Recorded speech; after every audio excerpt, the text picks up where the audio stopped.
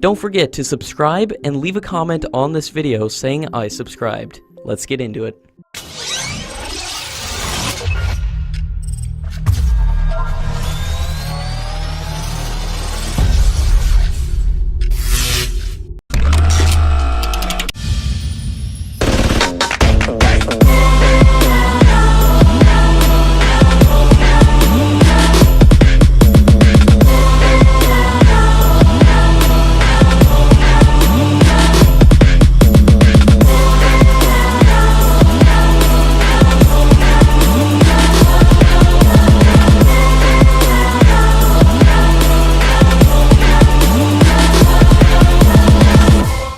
In line with the increasing military cooperation between India and the US, another edition of the joint military exercise, Vajra Prahar, will be held at the Joint Base Lewis McChord in Seattle, US.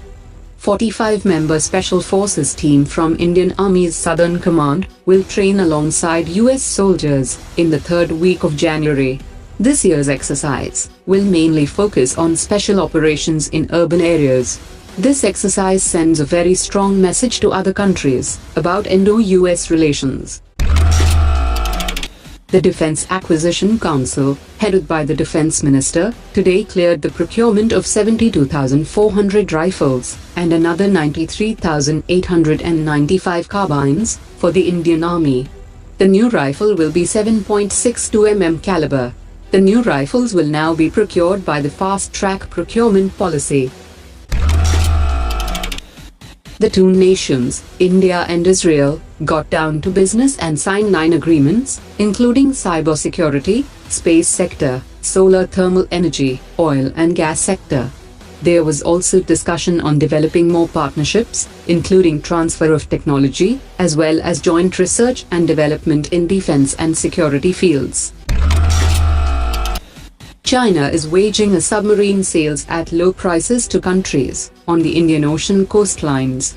Bangladesh was the first country to take an advantage of the low-price submarines offered by China, which they began operating in March 2017. According to experts, the more submarines China sells to these nations in the region, more information and data can be accumulated related to operations and malfunctions that could be used to improve submarine technology. The Indian Army is planning to induct a third-generation system for its T-90 tank. The new systems will enhance its capability, as it will increase its range to 8,000 meters, as against the existing range of 5,500 meters. The new system should be able to engage both moving as well as static targets more effectively. India is also planning to install new modular engines on the T-90 tanks. China has projected a new spy satellite, and this move comes at a time when it looks to expand its military, with the aim of having the best army in the world by 2030. The spy satellites will allow the Chinese government to track the American B-2 Spirit stealth planes, which usually cannot be seen. TBRL is an establishment under the Defense Research and Development Organization. It has developed advanced smart fuses to be used in torpedoes, which will now be commercially produced by an Indian private firm. It will replace the existing fuses that were imported by the Navy. The Indian Defense Minister will be flown in the Indian Air Force's frontline aircraft, the indigenously built version of Su-30 MKI. After her recent stay on board the Indian aircraft carrier, this sortie will be a part of the Defense Minister's continued effort to review the operational preparedness and combat capabilities of the armed forces. The biennial search and rescue exercise by ships and aircraft from the Indian and Japanese Coast Guards will be witnessed by observers from 27 maritime nations.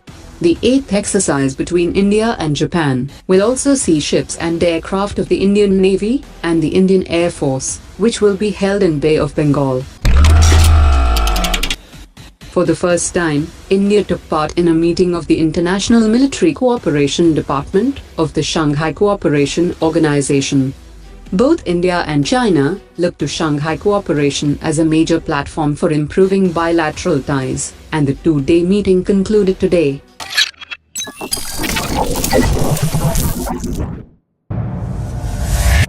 Omar dropped it.